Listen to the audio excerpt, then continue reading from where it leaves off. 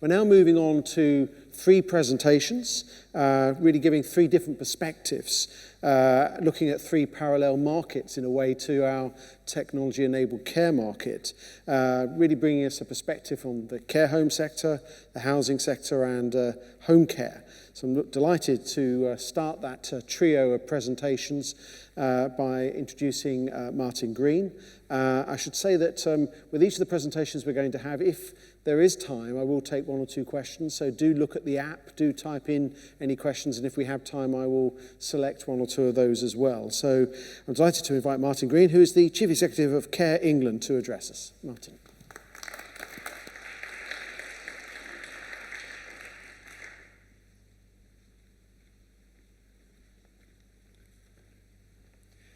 Good afternoon, everybody, and I want to particularly thank TSA for putting on what I think has been an absolutely fantastic conference. What I want to do in this presentation is talk a little bit about social care, talk about some of our challenges, but also remind us that whenever there are challenges, there are also opportunities. And I think there are some big opportunities that are stretched out before us. How we use technology and data will be absolutely central to whether or not we can deliver for the 21st century a care system that's integrated with health and that provides outcomes and a good life for citizens. And I really want to labour this point. We often talk about the quality of services. Well, I want to remind everybody we are here to deliver a quality of life, and services are the things that underpin that. So I do think we should be really focused on how we use both our staff and also technology and data to start delivering that 21st century service. I want to talk a little bit about the care home sector. And I think some of these figures will be no surprise to you. But the reason I wanted to really outline these figures is because I wanted to show you the diversity of the sector and how challenging and how difficult it is to try and engage with a highly diverse sector. So within the context of residential and nursing care, we have huge corporate providers who on some levels are much easier to deal with for some things. But we also have quite a lot of smaller and medium-sized providers. And so this diversity creates a bit of a challenge when you're trying to decide how you respond in a technological way to the health and social care agenda. I think also we have got a bit of a reputation in social care for being a bit technophobic. And I think sometimes that's quite justified. But what I also want to remind people is that if you look at the staff who work in residential and social care, what you see is that they actually are not technophobic. You know, they're all there with their mobile phones. They've all got their computers. They all understand technology. And sometimes the organizations that they work within are lagging behind. So I think we should recognize that technology is something that people who work in health and social care are actually quite familiar with. I want to also outline some of the challenges that we have in our sector. And the reason I want to do this is because I want to get on the table how difficult and how complex some of this is. But I also want to bring us back to the fact that whenever there's a difficult or complex challenge, it is not the challenge that defines us, it's how we respond to the challenge. And we just might have to get much more innovative and creative around how we respond. So the first thing to say is there is no coherent government policy around social care. We have now been 22 years since Lord Sutherland was asked by Tony Blair to find a solution to long-term care. And we've had 5 prime ministers, all of whom have pronounced that they're going to do something, none of whom have delivered. So in terms of the government strategy, there is none. There is also a challenge around the interface between health and social care. Health is highly dominant within the society. Social care is less understood and also doesn't have the same political support. But what I think we need to remind ourselves is these are 2 very interdependent systems. One cannot survive without the other. And that's why we have got to look at how we respond to this challenge by integrating these services, but also by reminding ourselves that outcomes are what we're trying to achieve. It's not about the maintenance of systems and organisations. It's about how we deliver for people and for the services they need. Social care is underfunded, and on many levels it was ever thus. Now, in terms of what that means for a technology strategy, my view is that it could mean there's a window of opportunity there. Any organisation or any system that's underfunded is absolutely hungry for the things that will be making efficiencies and improving productivity. So the underfunding issue is a challenge, but it is also an opportunity. We have real problems around staff recruitment and retention, and that's one of our biggest challenges, and we need to look to technological solutions for that issue. We are not good around investment either, so the sector is underinvested, but that doesn't necessarily mean there is no money for investment. So when you're looking at how we deliver some technologies that will support the development of health and social care services, it's about saying, how are we going to make this money that we do invest deliver an outcome and pay a dividend? We also have this issue about being quite technophobic, but I think I go back to the point I made earlier. I think the organisations are often technophobic, but I don't necessarily think the people who work in social care are technology phobic. So I think we should park that issue and just make it clear that technology has its place. And also, my view about technology is I use the technology that delivers for me and that's simple to use. And simplicity has to be the watchword here. So in anybody who's delivering a service or thinking of developing a new approach to technology in social care, don't make it complex. Make it easy, make it useful, and make it really cost effective. And then we will see people engaging with it. Now, those challenges that I've outlined are some big challenges, but I also think they provide us with a platform which is burning. And if ever we want change, a burning platform is the best way to secure it. I also think we shouldn't delude ourselves that there is going to be some big policy announcement from government or some major change that will mean that the whole of the social care system opens up to technology and better use of data. Remind yourself that no government sat in a corner and said, let's have an industrial revolution. No government sat in the corner and said, let's look at how we use the internet or how we use technology. What happens is those new changes, those new advances start to happen, and governments and organisations run to catch up with them. So the fact that there's no strategy does not mean that we're going to see no movement. And actually, on some levels, I think we should remind ourselves the whole of the change around technology and data will be driven by organisations that see the need for it and embrace it, and it will be happening despite what government do. I think we're also really clear that in the role of the new approach to social care, this is all about personal services, and it's also about enablement. Now, technology is going to be in the very vanguard of enabling people to live well and to maintain their independence.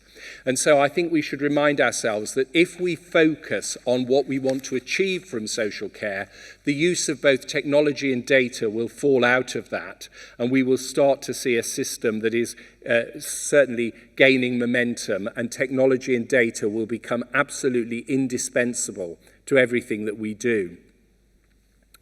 I've seen some great examples of technology that's enhanced people's independence. So I was in a care home recently, very frail person, who, when they got out of bed at night, a tunnel of light directed them to their bathroom. If they didn't get back into bed, the pressure sensor showed that they were not in the bed. The staff had the potential to then contact them and say, "Are you okay?" Now that gave them so much more independence and so much more dignity, because the response to finding out whether they needed support was not an intrusive response. It was a response that enabled them to have the control over whether or not they wanted support. So that's a small example, but I think it's an example that shows how you can transform things and how little things make big impacts on people's lives. Another example, some time ago there was a design council competition for dementia technology. And the thing that impressed me the most was a very small Glade plugin, which was attached to a timer. And one of the big challenges is that often people living alone who are living with dementia forget to eat. This small bit of technology made sure that the smells of food were permeating the room about 20 minutes before lunchtime. This was a thing that helped somebody realize they needed to get a meal. They went into their kitchen where one was provided. This sort of technology is not huge, but it is absolutely paradigm shifting in the way in which it can support people to live well. I also think there are so many ways in which we can use technology and data for prevention. So again, I saw a person who had advanced dementia and who had a lot of urinary tract infections and was going back and forward to hospital. When he then had a Fitbit, which many of us have, which identified that his temperature changed slightly, and this was the prelude to a UTI, proactive medicine meant that that person never had to go to hospital and maintain themselves in their care home until they died. That was really good for the person. It was really good for the system. So some of these technological advances can be really transformational in terms of the quality of life for people who use services, but also for the system. It can use resources much more effectively. There are also ways in which technology can help us to understand people's well-being and enable them to live better. It can also be used to measure outcomes and provide audit trails. I was recently in a care home where I was having a cup of tea with a resident, and I noticed that the care worker was able to just identify that there had been an input of fluid and then to be able to push a button, so this went into the care plan. Now, when the CQC comes in or when a relative says, I don't think my mum's drinking enough, there is a clear audit trail so that everybody is on the same page about what that person has consumed and whether or not it has been to the level that they need to. So some of this sort of stuff can also be really great in terms of delivering more efficiencies within social care. I think we also should remind ourselves how powerful things like data can be in planning and developing services. What I would make a plea for is that we do that planning and development and use of data across the whole system. This is about giving people a life, and people live in communities. So they need to have their health data, their social care data, their transport data, their access to leisure data, all coordinated so that we can get a true picture of both what people need, but also how they're developing and using services. And I think this will be a real paradigm shifter for the way in which we plan and develop services in the future. It will really help us to deploy staff more effectively. I think there is so much wastage within social care around how we deploy staff, and partly it's because we're deploying staff not on the basis of data and need, but on the basis often of subjective views about what people want or what people like. So I think there is a big challenge, but a real opportunity for social care data to be used much more effectively in that planning piece. I'm very also concerned that social care has completely missed out on the productivity challenge. What we don't see is social care recognizing that if we use technology and data more effectively, we can also use our colleagues and our staff more effectively. And we need to be embracing that productivity challenge just as all the other bits of the economy are doing that. And data and technology will really be a facilitator in helping us to do that. I think we should also finally recognize that this is a diverse sector, that there is no command and control, there is no silver bullet, there is no easy answer. But what we have got to do is recognise that just in the time of the Industrial Revolution and also in the time of the technology revolution that we're living through now, the things that gain traction are those that make a difference and that are easy to use. And so don't think that we've got to have some massive strategy.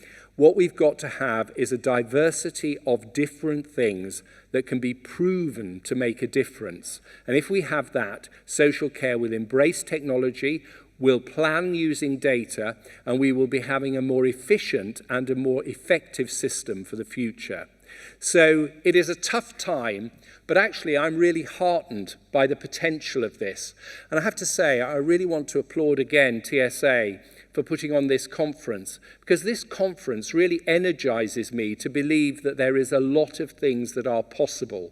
And the energy, the creativity that's in this room, and also the diversity of delegates really shows me that we have got the building blocks for a technological and data revolution that will transform lives. Thank you.